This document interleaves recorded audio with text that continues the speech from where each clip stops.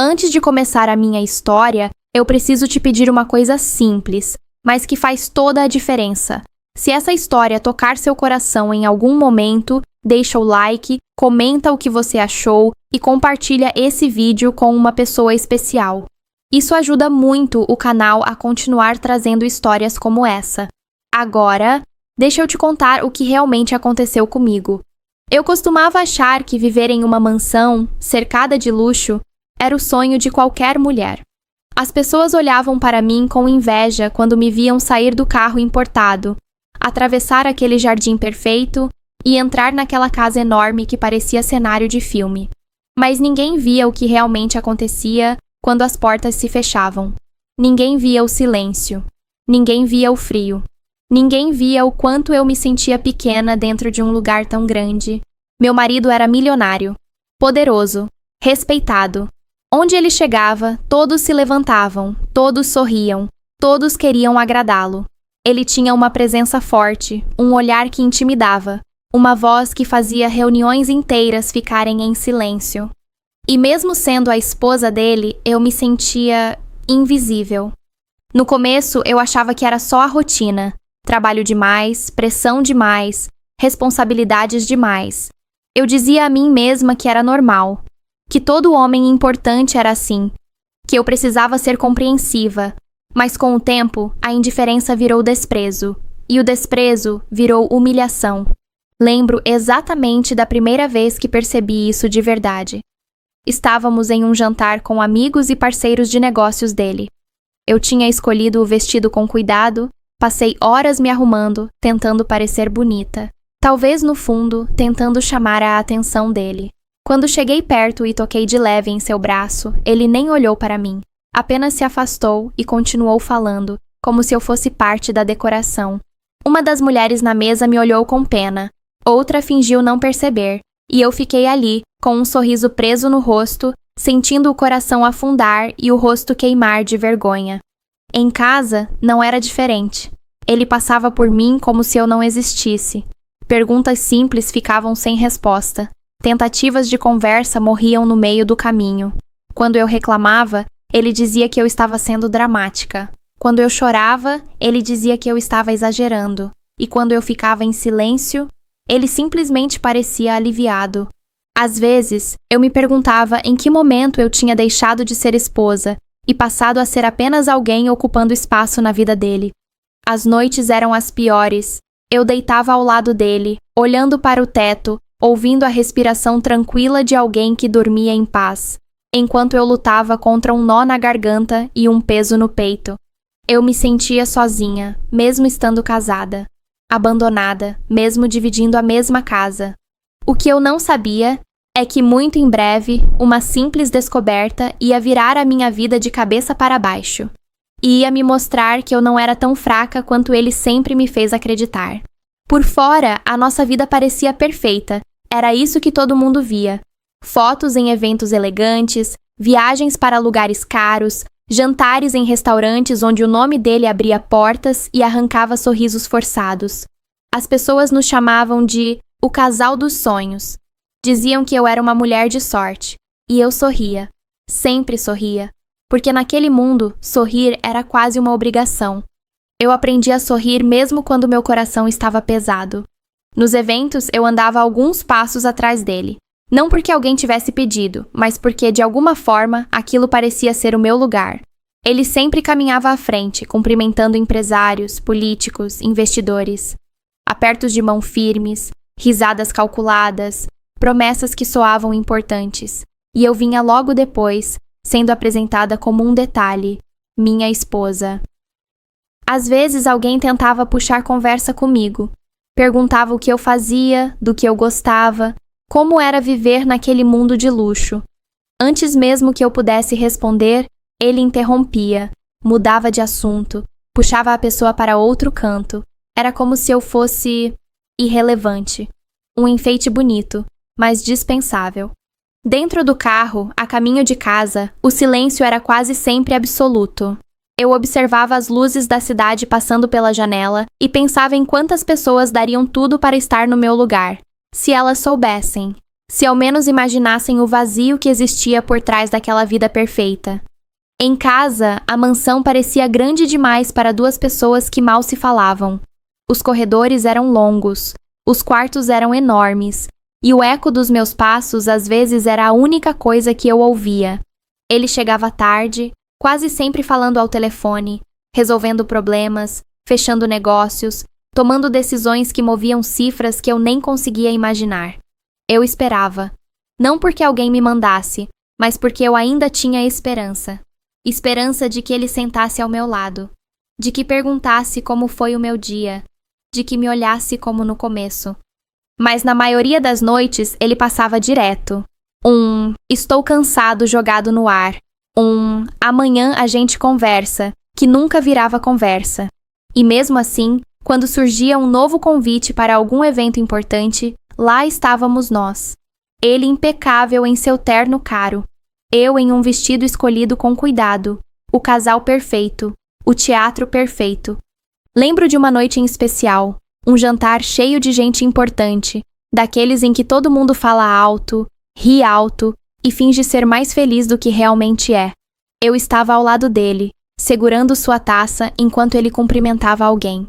Quando ele terminou, tentei puxar assunto, fazer um comentário bobo, só para sentir que ainda existíamos como casal. Ele me lançou um olhar rápido, frio, e disse baixinho: "Não agora. 2 palavras, só isso." Mas doeu como se fosse muito mais. Fiquei ali, parada, observando ele se afastar e se perder no meio da multidão. Ao meu redor, risadas, música, brindes. Dentro de mim, um silêncio pesado. Na volta para casa, eu finalmente criei coragem. Perguntei se tinha feito algo errado, se eu estava atrapalhando, se ele ainda se importava comigo. Ele suspirou, como quem já está cansado antes mesmo da conversa começar. Disse que eu precisava entender a pressão que ele vivia, que eu precisava ser mais madura, que aquele não era o lugar para dramas. Eu engoli as palavras que queriam sair, engoli as lágrimas, engoli o orgulho e assenti com a cabeça. Naquela noite, deitada na cama enorme, olhando para o teto que parecia distante demais, eu entendi uma coisa dolorosa. O nosso casamento tinha virado uma vitrine, bonito por fora, vazio por dentro. E o pior de tudo é que mesmo sentindo tudo isso, eu ainda o amava, ainda esperava, ainda acreditava que de alguma forma aquele homem frio e distante pudesse voltar a ser o homem por quem eu me apaixonei um dia. Eu só não sabia que aquela vida de aparências estava prestes a começar a rachar, e que, por trás daquele sorriso perfeito dele, existiam segredos que eu nunca imaginei, e que mudariam tudo. Com o passar do tempo, eu comecei a perceber que não era só frieza, não era só distância, era algo pior, era desprezo. No começo, as pequenas coisas, comentários atravessados, olhares impacientes, silêncios que duravam mais do que deveriam. Eu tentava me convencer de que estava exagerando, de que aquilo era coisa da minha cabeça. Mas quando a gente começa a se sentir menor todos os dias, chega uma hora em que não dá mais para fingir que não está acontecendo nada. As humilhações não vinham sempre em forma de grito. Às vezes, vinham em forma de ironia. Outras vezes, em forma de indiferença. E muitas vezes, vinham em público. Lembro de uma reunião que ele resolveu fazer em casa. Executivos importantes, gente que ele queria impressionar. A casa estava impecável.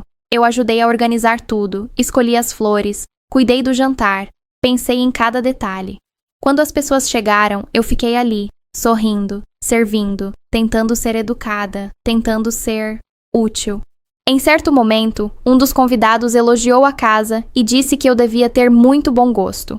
Antes que eu pudesse agradecer, meu marido riu e respondeu: "Isso aqui não tem nada a ver com ela.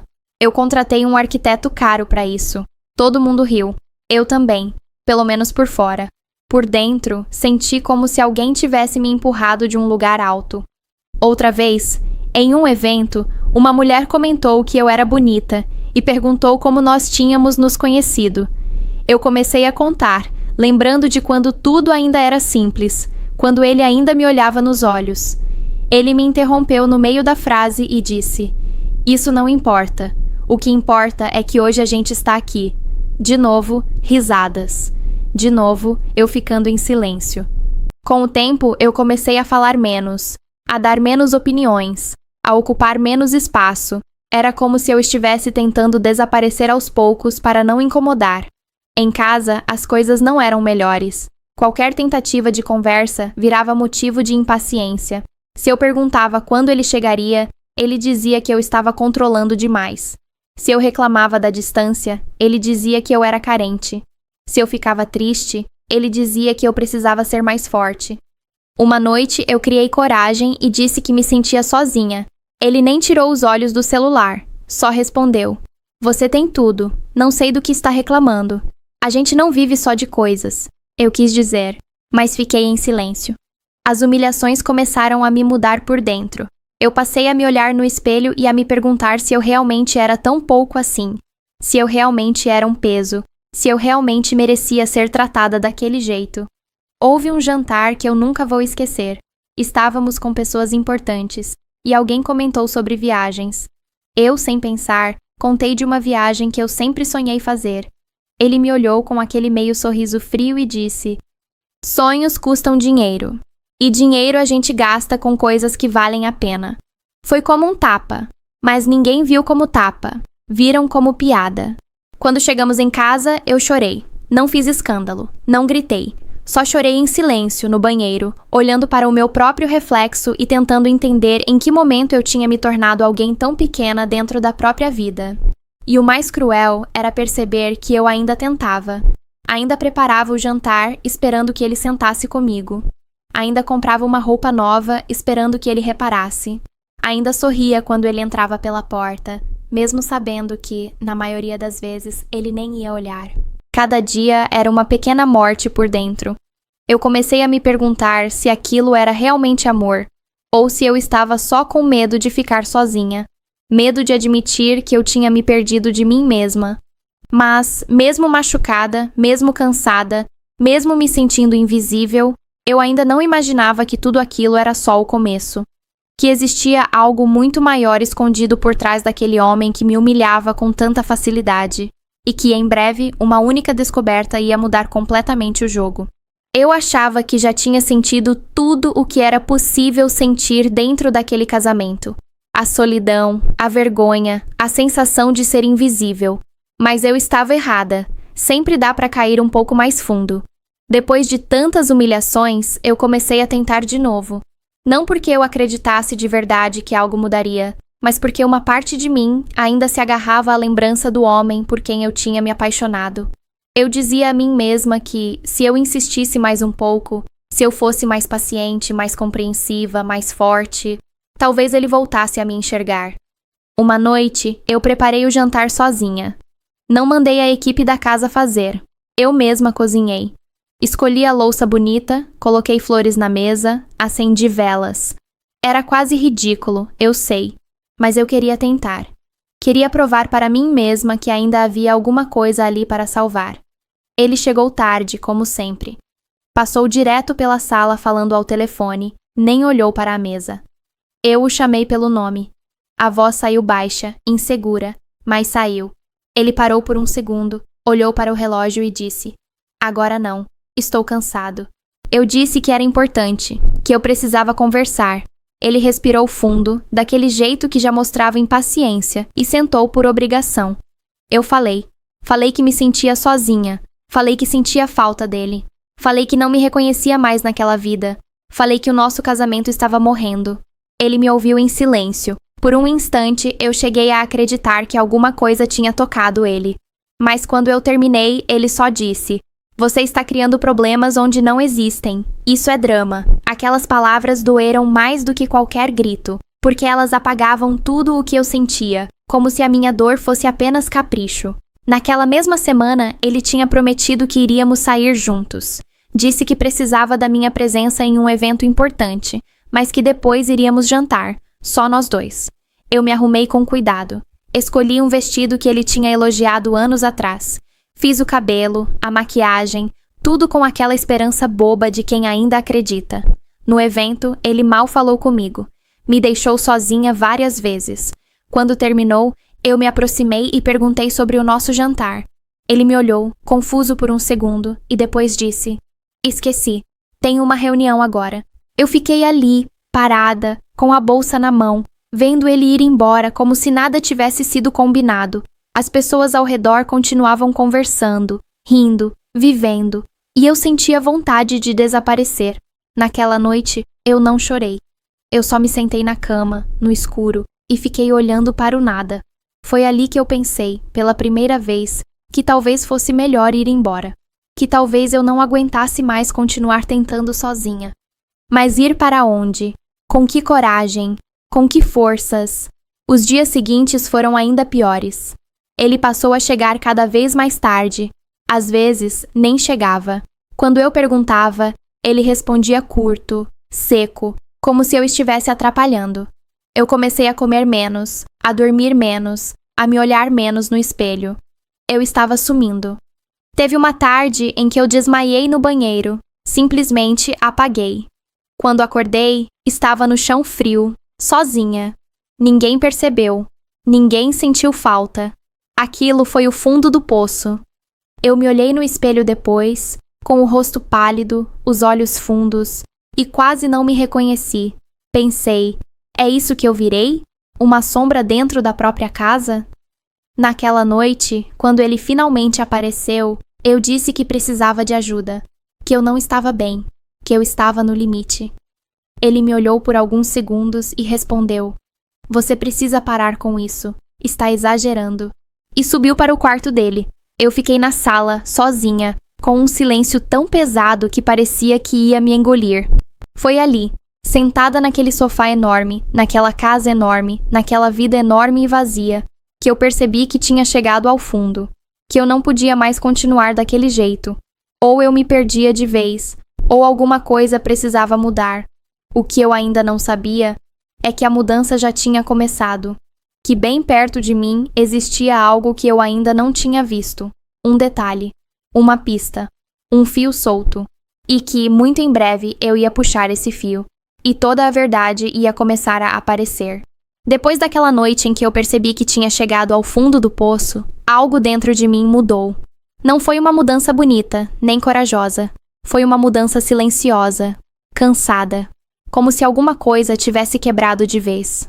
Eu continuava acordando na mesma casa, andando pelos mesmos corredores, vivendo a mesma rotina vazia, mas já não esperava mais nada, ou pelo menos era isso que eu achava. Os dias seguintes passaram arrastados. Ele continuava distante, frio, ausente. Às vezes sumia por noites inteiras. Quando aparecia, falava pouco, sempre com pressa, sempre no telefone, sempre em outro mundo. Eu comecei a prestar atenção em coisas que antes eu ignorava. Pequenos detalhes, pequenas ausências, pequenos silêncios que não combinavam mais com a história que ele contava. Numa manhã, eu acordei mais cedo do que o normal. Não tinha conseguido dormir direito. Aquela sensação de aperto no peito ainda estava lá. Desci para a cozinha e encontrei um dos funcionários da casa comentando, meio sem querer, que o carro do meu marido tinha saído muito tarde na noite anterior. Tarde demais para alguém que dizia que tinha ido direto para casa depois de uma reunião. Aquilo ficou ecoando na minha cabeça o dia inteiro. Eu tentei ignorar. Disse a mim mesma que eu já estava desconfiada demais, sensível demais, machucada demais. Mas quando a gente começa a juntar pequenas coisas, chega uma hora que não dá mais para fingir que não está vendo nada. Alguns dias depois, enquanto ele tomava banho, o celular dele começou a vibrar em cima da cômoda. Uma vez, 2, 3. Normalmente eu nem olhava. Era quase uma regra silenciosa entre nós. Aquele telefone era o mundo dele, e eu não fazia parte dele. Mas naquele dia, alguma coisa me fez olhar. A tela acendeu. Não deu para ler a mensagem inteira, mas deu para ver um nome que eu não conhecia, e uma frase cortada.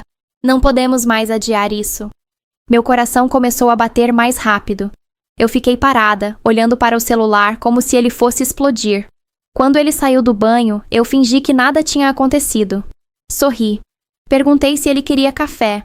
Ele respondeu distraído e pegou o celular, como sempre fazia, virando a tela para baixo depois de ler a mensagem. Eu passei o resto do dia com aquela frase na cabeça. Não podemos mais adiar isso. Adia o quê? Por quê? Com quem? Naquela noite, ele saiu de novo. Disse que tinha uma reunião importante. Eu fiquei sozinha na cama, olhando para o teto, sentindo aquela sensação estranha de que alguma coisa estava fora do lugar. Pela primeira vez em muito tempo, não chorei. Eu só pensei. Comecei a lembrar de coisas antigas, mudanças de hábito, viagens repentinas, reuniões em horários estranhos, promessas canceladas em cima da hora. Tudo sempre tinha uma explicação, mas de repente, parecia que as explicações já não se encaixavam tão bem.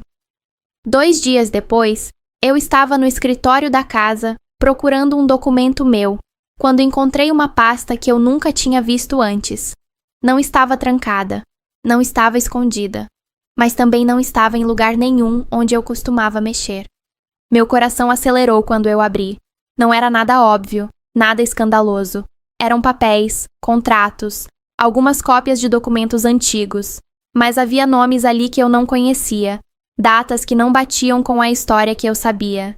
E no meio deles, uma assinatura que me fez gelar, a assinatura dele, em algo que ele nunca tinha mencionado para mim. Eu fechei a pasta com as mãos tremendo. Naquele momento, eu ainda não entendia exatamente o que aquilo significava, mas eu sabia de uma coisa. Existia algo importante sendo escondido de mim. Passei os dias seguintes diferente, mais quieta, mais atenta. Comecei a observar os horários, os gestos, as reações. Quando ele falava ao telefone, eu reparava no tom de voz. Quando ele saía, eu olhava para o relógio. Quando ele chegava, eu tentava perceber se ele estava nervoso, cansado ou preocupado. E ele estava diferente, mais tenso, mais impaciente. Às vezes, parecia até com medo. Uma noite, ele deixou alguns papéis em cima da mesa e foi tomar banho. Eu fiquei ali, olhando para eles, lutando contra a minha própria consciência. Eu nunca tinha mexido nas coisas dele. Nunca. Mas alguma coisa dentro de mim dizia que eu precisava saber. Não por curiosidade, por sobrevivência. Minhas mãos suavam quando eu peguei os papéis. Não conseguia entender tudo. Eram termos difíceis, palavras complicadas, coisas que eu nunca tinha visto antes. Mas conseguia entender o suficiente para saber que aquilo não era pouca coisa, que envolvia dinheiro, muito dinheiro, e decisões tomadas há anos, sem que eu soubesse de nada. Quando ele voltou, eu já tinha colocado tudo no lugar. Meu coração parecia que ia sair pela boca. Ele me olhou estranho, como se estivesse tentando adivinhar se eu tinha visto alguma coisa. Eu sorri. Disse que estava cansada. Fui para o quarto. Naquela noite, eu quase não dormi.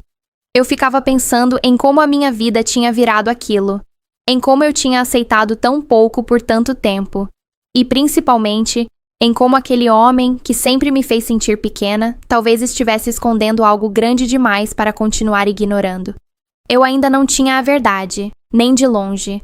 Eu só tinha um pressentimento, uma sensação pesada no peito, uma certeza estranha de que o chão debaixo dos meus pés estava começando a rachar. Aquele foi o primeiro sinal. E eu não fazia ideia de que, a partir dali, nada mais seria como antes. Depois daquele primeiro sinal, eu já não conseguia mais fingir que nada estava acontecendo. A desconfiança virou companhia constante. Ela acordava comigo, andava comigo pelos corredores da casa, sentava ao meu lado nas refeições que eu quase nunca fazia e deitava comigo nas noites longas demais. Eu tentava agir normalmente, sorria quando precisava, respondia quando ele falava comigo, o que estava cada vez mais raro, mas por dentro eu estava em alerta. Cada gesto dele, cada ligação, cada atraso passou a ter um peso diferente. Comecei prestando atenção nos horários. Anotava mentalmente quando ele saía, quando dizia que ia chegar, quando realmente chegava. No começo, eu mesma me sentia ridícula por fazer aquilo. Nunca imaginei que seria esse tipo de mulher. Mas a verdade é que eu já não confiava mais. E quando a confiança morre, a gente começa a procurar respostas em qualquer lugar.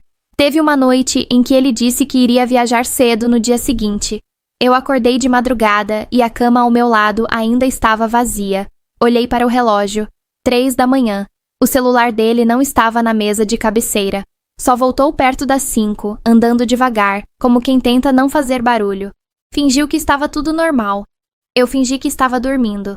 mas meu coração batia tão forte que eu achei que ele fosse ouvir. No dia seguinte, ele viajou mesmo. Disse que ficaria fora 2 dias. Foi aí que eu senti que precisava ir além de só observar. Passei a manhã inteira andando pela casa, sem saber por onde começar. Aquela mansão enorme sempre tinha sido território dele, não meu. Mesmo morando ali, eu me sentia visitante. Mas naquele dia, eu decidi que ia procurar respostas. Comecei pelo escritório dele. Abri gavetas que eu nunca tinha aberto. Encontrei coisas comuns, canetas caras, papéis de reuniões, agendas antigas. Nada que explicasse aquele nó no meu estômago. Até que, no fundo de uma gaveta, achei uma pasta diferente. Não era igual às outras. Não tinha etiqueta. Não tinha nome.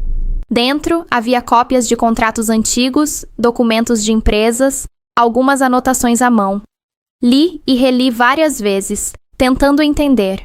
Muitas coisas eram técnicas demais, mas comecei a perceber um padrão. Datas que voltavam, nomes que se repetiam, e principalmente valores altos, altos demais. Em alguns papéis, o nome dele aparecia ligado a decisões que eu nunca tinha ouvido falar. Em outros, havia assinaturas que não eram só dele. Havia mais gente envolvida. Senti um frio na espinha. Continuei procurando. No computador dele, encontrei uma pasta protegida por senha. Tentei algumas datas que eu conhecia. Nada. Quase desisti. Até que tentei algo que nunca imaginei que funcionaria.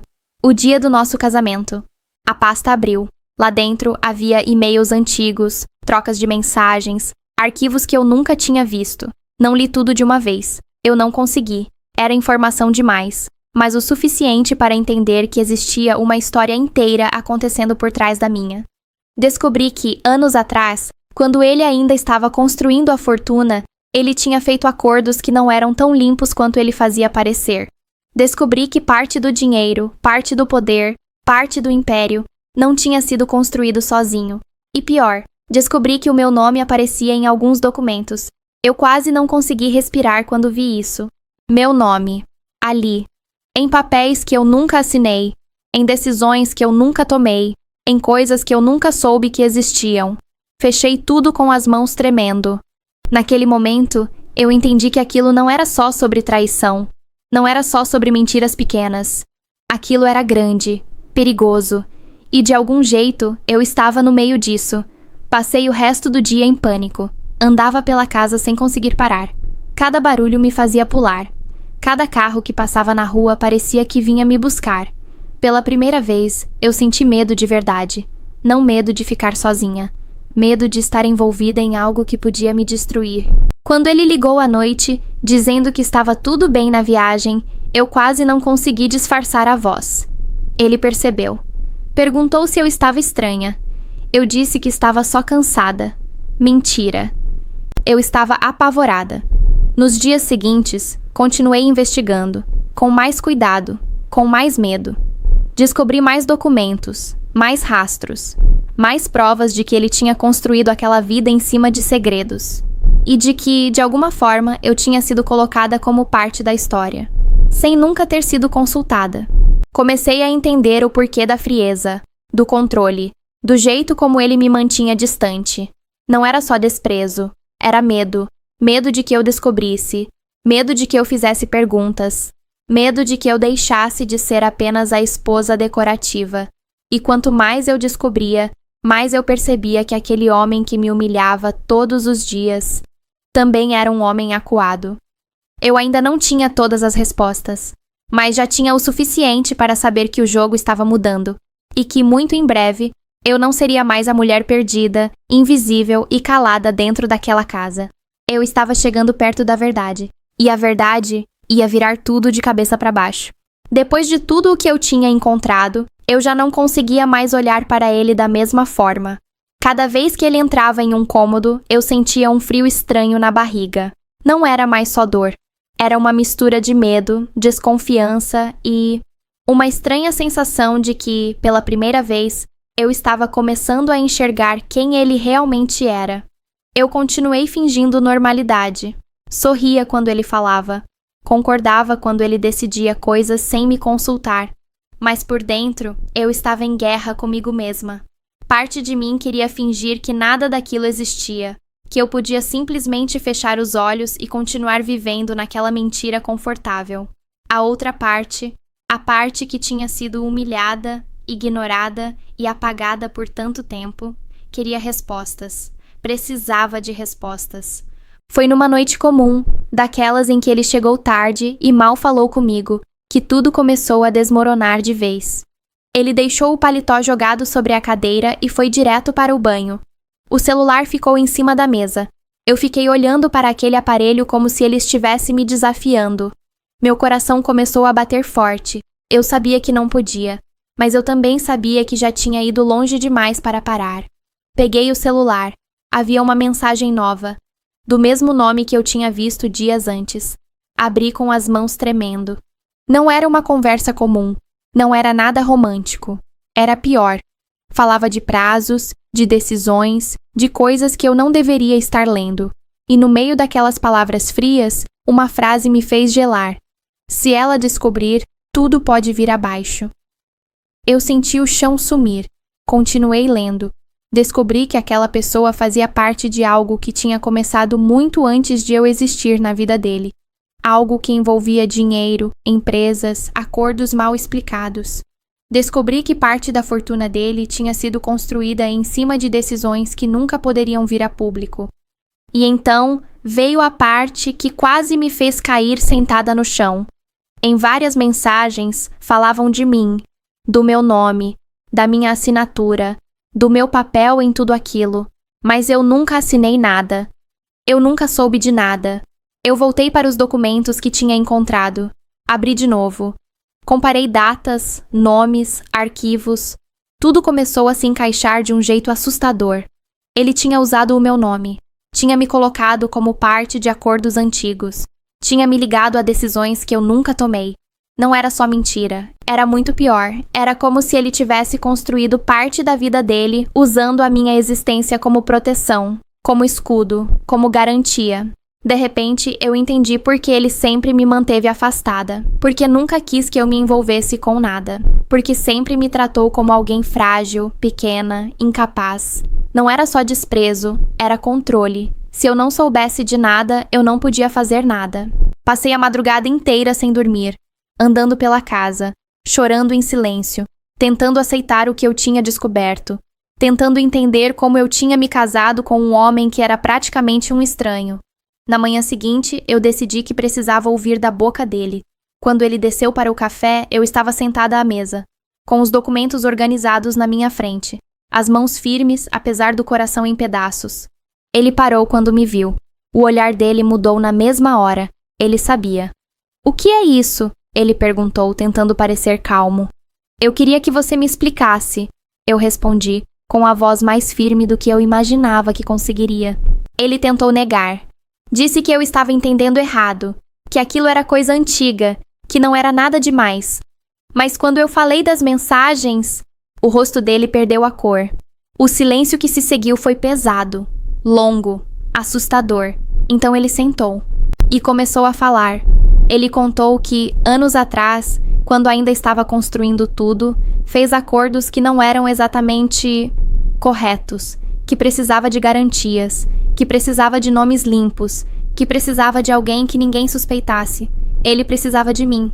Disse que me amava naquela época, que não queria me machucar, mas que achou que seria só por um tempo, que depois consertaria tudo, que depois tiraria meu nome daquilo. Só que nunca tirou. Eu escutei tudo com uma calma estranha, como se estivesse fora do meu corpo, como se estivesse ouvindo a história de outra pessoa. "Então você me transformou em parte disso sem me dizer nada?" eu perguntei. Ele não respondeu, só abaixou a cabeça. Naquele momento eu entendi tudo. Entendi a frieza, o controle, o desprezo. Entendi porque ele sempre me fez sentir pequena. Não era porque eu não valia nada. Era porque ele tinha medo de mim. Medo de que eu descobrisse. Medo de que eu abrisse os olhos. E eu tinha aberto. Eu me levantei da mesa com as pernas tremendo. "Você não só me humilhou, você usou a minha vida como se fosse sua." Ele tentou me segurar, tentou pedir calma, tentou dizer que ia resolver tudo, mas eu já não era mais a mesma mulher que aceitava tudo em silêncio. Eu subi para o quarto e comecei a arrumar uma mala. Naquele dia, algo morreu dentro de mim. Mas algo muito maior nasceu. Depois daquele dia, eu não era mais a mesma mulher. Não porque a dor tinha ido embora, ela ainda estava lá, latejando no peito, mas porque pela primeira vez em muito tempo, eu tinha parado de fingir que não estava machucada. Eu tinha parado de fingir que não via. Eu tinha parado de fingir que não doía. Arrumar aquela mala foi um dos atos mais difíceis da minha vida. Cada peça de roupa que eu dobrava parecia carregar uma lembrança. Algumas boas, muitas ruins. O quarto, que por tanto tempo tinha sido só um lugar de silêncio e distância, agora parecia pequeno demais para tudo o que eu estava sentindo.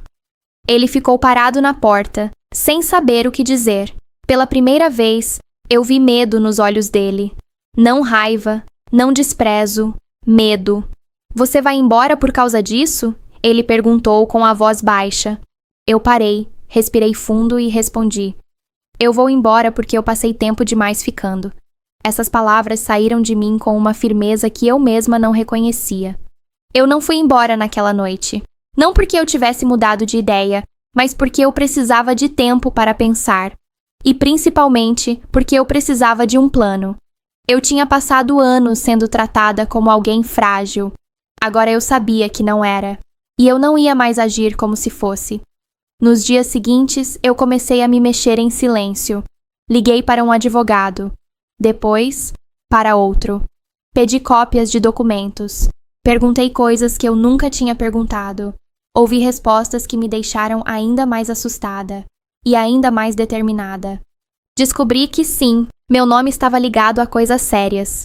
Descobri que aquilo podia me causar problemas se eu simplesmente fingisse que não existia. Mas também descobri que eu tinha direitos, que eu não era só uma peça no jogo dele, que eu podia, pela primeira vez, jogar por mim. Enquanto isso, em casa, o clima tinha mudado completamente. Ele tentava ser diferente, falava comigo com cuidado, perguntava se eu precisava de alguma coisa, me olhava como se estivesse tentando reconhecer a mulher que sempre esteve ali e que ele nunca enxergou de verdade. Mas eu já não respondia do mesmo jeito. Eu já não pedia atenção. Eu já não implorava por migalhas. Eu comecei a sair sozinha, a resolver minhas coisas, a cuidar de mim. Voltei a me olhar no espelho com menos desprezo. Voltei a me arrumar para mim, não para ele. E ele sentiu. Sentiu quando eu comecei a chegar mais tarde. Sentiu quando eu parei de explicar onde estava. Sentiu quando eu parei de organizar a vida dele. Sentiu quando eu parei de viver em função dos horários dele. Uma noite, ele me perguntou se eu estava vendo outra pessoa. Eu quase ri. Não, eu respondi. Pela primeira vez, eu estou vendo a mim mesma. Aquilo pareceu atingir ele mais do que qualquer grito. Eu comecei a frequentar o escritório do advogado, a entender melhor a situação, a juntar provas, a organizar tudo. Cada passo que eu dava me deixava com mais medo. E ao mesmo tempo com mais força. Eu percebi que não precisava mais aceitar ser diminuída, que eu não precisava mais pedir permissão para existir, que eu não precisava mais me esconder para manter a paz. E ele começou a perceber que estava me perdendo. Não de um jeito dramático, com brigas e cenas, mas de um jeito pior, silencioso, irreversível. Ele começou a chegar mais cedo, a tentar puxar conversa, a tentar lembrar de coisas do nosso começo, a falar de viagens, de planos, de futuro. Mas agora era tarde. Eu não gritava, não discutia, só escutava e seguia com a minha vida. Dentro de mim, algo tinha mudado de lugar. Eu já não era a mulher que aceitava tudo calada. Eu já não era a esposa que vivia esperando migalhas de atenção. Eu estava me preparando para escolher por mim. E ele sentia isso. Sentia no jeito que eu passava por ele sem pedir desculpa. Sentia no jeito que eu já não abaixava os olhos. Sentia no jeito que eu já não pedia para ser amada. Pela primeira vez, o homem que sempre teve controle de tudo estava perdendo o controle. E eu sabia que o confronto estava cada vez mais perto. O clima dentro daquela casa já não era mais o mesmo. Não havia gritos. Não havia discussões explosivas. Mas havia algo muito pior. Uma tensão silenciosa, pesada, que parecia morar nos corredores, nas paredes, nos olhares que não se encontravam mais. Eu já não andava pela casa como antes. Eu não pedia licença. Não explicava horários. não organizava a vida dele, e isso estava corroendo ele por dentro. Eu percebia nos detalhes, no jeito como ele me observava quando achava que eu não estava vendo, no jeito como ficava inquieto quando eu pegava o celular e saía para atender uma ligação, no jeito como tentava puxar conversa e desistia no meio da frase, como se tivesse medo da resposta. Naquela noite, eu sabia que o confronto ia acontecer. Eu tinha passado o dia fora, resolvendo coisas minhas. Quando cheguei, encontrei ele na sala, sentado, com um copo de uísque na mão. A casa estava em silêncio demais. O ar estava pesado demais. A gente precisa conversar, ele disse, antes mesmo que eu pudesse subir. Eu parei, olhei para ele. Pela primeira vez em muito tempo, não senti medo. Não senti aquela vontade de evitar conflito. Eu só cansei. Precisamos, eu respondi. Sentei na poltrona em frente a ele. Ele ficou alguns segundos em silêncio, como se estivesse escolhendo as palavras. Eu já não tinha mais paciência para rodeios. Fala, eu disse. Ele respirou fundo. Você mudou. A voz dele saiu baixa. Você está distante, fria. Parece que já foi embora, mesmo ainda estando aqui. Eu quase sorri. Engraçado, eu respondi. É exatamente assim que eu me senti por anos. Ele desviou o olhar. Eu sei que errei, ele disse. Mas você não pode simplesmente jogar tudo fora. Foi aí que algo dentro de mim estalou. Jogar tudo fora? Eu repeti, com a voz firme. Você quer falar de jogar fora? Vamos falar então de tudo o que você jogou fora primeiro. Ele me olhou, confuso. Eu me levantei, fui até a mesa e coloquei os documentos na frente dele. Um por um. Contratos, cópias, provas, mensagens impressas. Vamos começar por isso aqui. O rosto dele perdeu a cor. Onde você conseguiu isso? Isso não importa mais, eu respondi. O que importa é que eu sei de tudo. Ele ficou em silêncio, um silêncio longo, pesado. Eu sei dos acordos. Eu sei do meu nome usado sem eu saber. Eu sei que você construiu parte da sua fortuna usando a minha vida como escudo. A mão dele começou a tremer levemente em volta do copo. Não é bem assim, ele começou. É exatamente assim, eu cortei.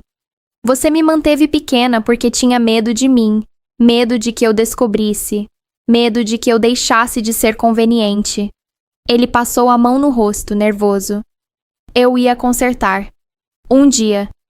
Eu só precisava de tempo. Você teve anos, eu respondi.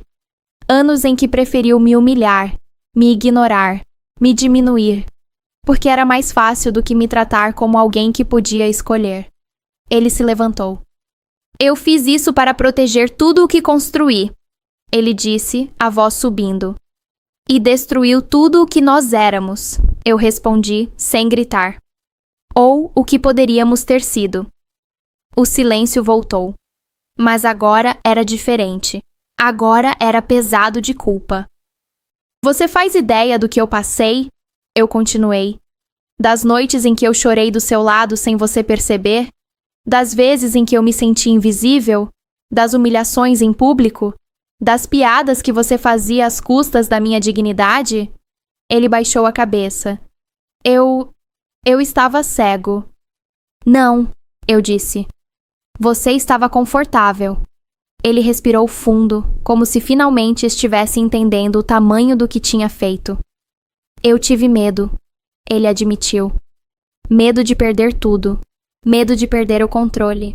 Medo de que você fosse embora se descobrisse. E mesmo assim você fez exatamente tudo para me perder, eu respondi. Eu peguei minha bolsa e fiquei de pé. Eu não sou mais aquela mulher que aceita tudo calada. Eu não sou mais aquela esposa que vive pedindo migalhas. Eu não sou mais o seu escudo. Ele deu um passo na minha direção. Você vai embora? Eu olhei para ele. Pela primeira vez, vi aquele homem poderoso, temido, respeitado por todos, completamente quebrado. Eu ainda não sei, eu disse.